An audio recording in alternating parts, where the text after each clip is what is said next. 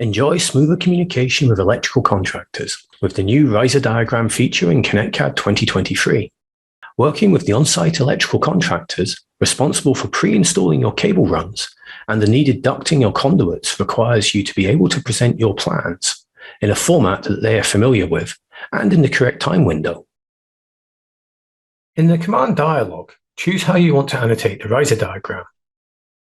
Automatically, manually, or not at all.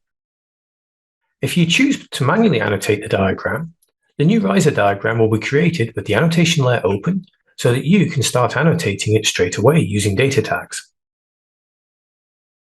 Because riser diagrams are specialized viewports, you can create as many as you need, either by rerunning the command or by duplicating and editing existing diagrams.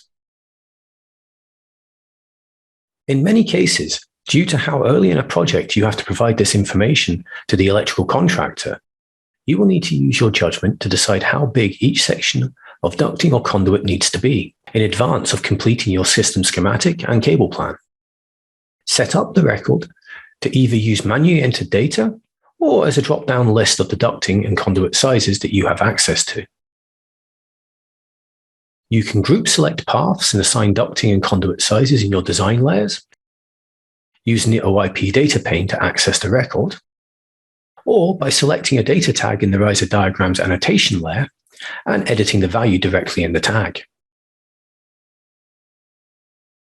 If you already have a fairly complete schematic and cabling plan, you can use live data visualization to help you decide ducting and conduit sizing. Set the data visualization to be based on the cable path object's cable area parameter, which documents the total cross-section area of cables inside the path.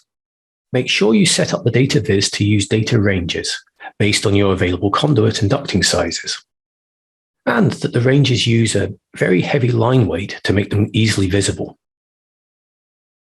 Then, using a 3D wireframe view, you can see at a glance how big each section needs to be to fit the cables running through it.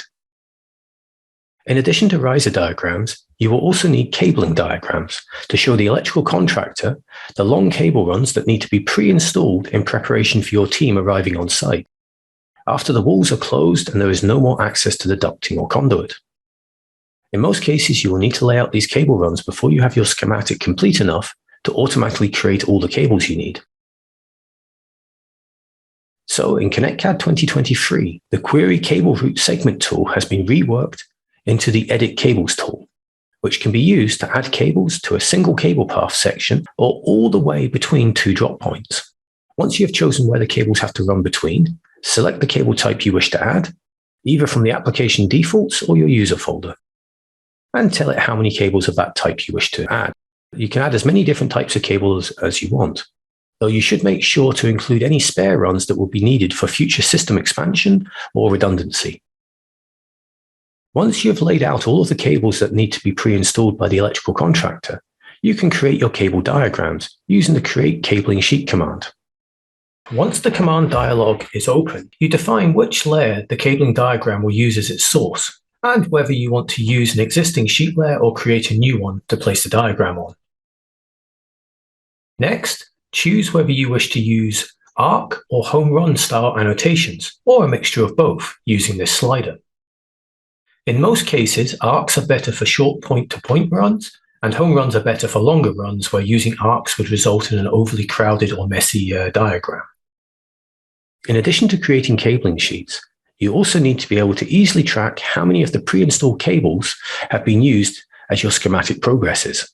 The Create Cabling Sheet command helps with this by automatically creating circuits on the spare cabling layer that can then be used as the project progresses. Whenever you need to use one of these pre-installed cables, simply select them and move them to your schematic layer and connect them between the devices.